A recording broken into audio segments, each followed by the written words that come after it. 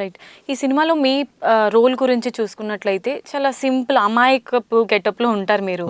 మీతో ఆడుకుంటారు. అండ్ నరేష్ గారు ఏదో జేమ్స్ బాండ్ లాగా కనిపిస్తున్నారు. అసలు ఆ కాస్ట్యూమ్స్ వెనకాల ఉన్న సీక్రెట్ ఏంటి? మీరెందుకు ఇంత డీసెంట్ బాయ్ లాగా ఉన్నారు ఈ సినిమాలో? అంటే ఆ రోల్ అంటే ఎలాంటిది? డీసెంట్గా ఉండకూడదు అంటారా లేకపోతే అంటే ఆ క్యారెక్టర్ ఎందుకు ఎంచుకున్నారు మీరు? అంటే హీరోయిజం చూపించకుండా చాలా అమాయకుడిలా ఉన్నారు కదా ఆ సినిమాలో. అంటే నేను జనరల్గా లైఫ్లో అమాయకుండండి.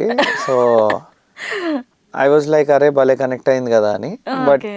అది కాక మా స్టోరీ డిస్కషన్లో వి వర్ థింకింగ్ అబౌట్ ఓకే ఇది సూసైడ్ గురించి సబ్జెక్టు ఇది ఎలాగా అని ఫస్ట్ నరేషన్ తీసుకున్నప్పుడే నాకు కంట్లో నీళ్ళు వచ్చాయి.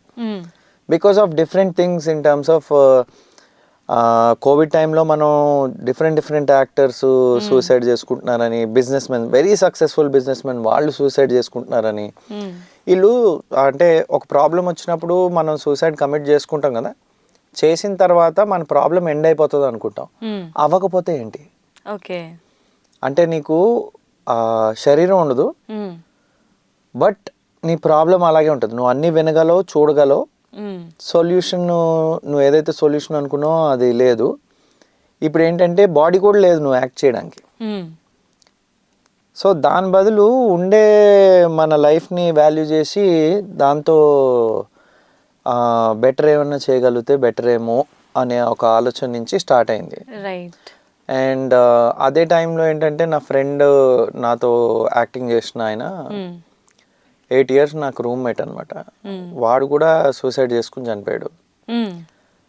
అండ్ పాత గుర్తులు ఏంటంటే ఉదయ్ కిరణ్ అన్న ఒక టైంలో he was like we use to talk a lot because Teja గారు లాంచ్ చేశారు కాబట్టి. ఆయన చనిపోయినప్పుడు ఆ రోజు రాత్రి అపోలోకి వెళ్ళానండి. లోపలికి కూడా వెళ్ళనివ్వట్లేదు, మనిషిని చూడనివ్వట్లేదు, ఏమైందో తెలీదు, చనిపోయారు అన్నారు. ఫ్యూనరల్కి వెళ్ళాము. ఫ్యూనరల్ మేము లారీలో కూర్చొని ఉన్నాము, బాడీని క్యారీ చేస్తున్నాము. చుట్టుపక్కల ఏమో 2-3 వేల జనాలు మొత్తం ఒక బైక్లు వేసుకుని.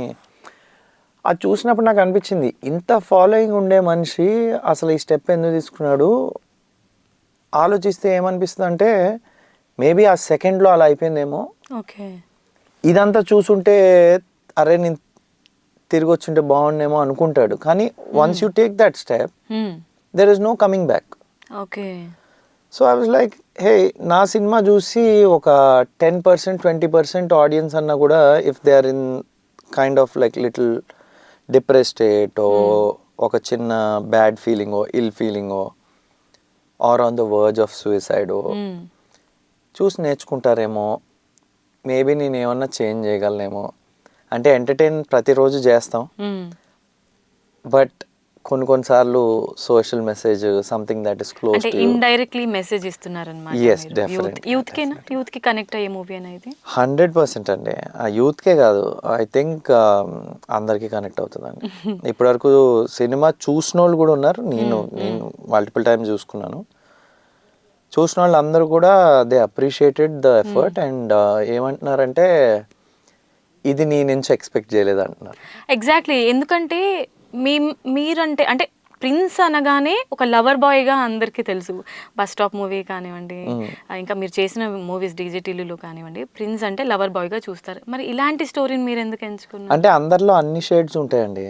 ఆడుతూ పాడుతూ ఉన్నాం అంటే లోపల డెప్త్ లేదని కాదు కదా. జనాల్ని ఎంటర్టైన్ చేయడానికి మనం బోల్డ్ అని వేషాలు వేస్తాం. But deep down I think ఈ స్టోరీ నాకు ఇట్ టచ్డ్ మై హార్ట్.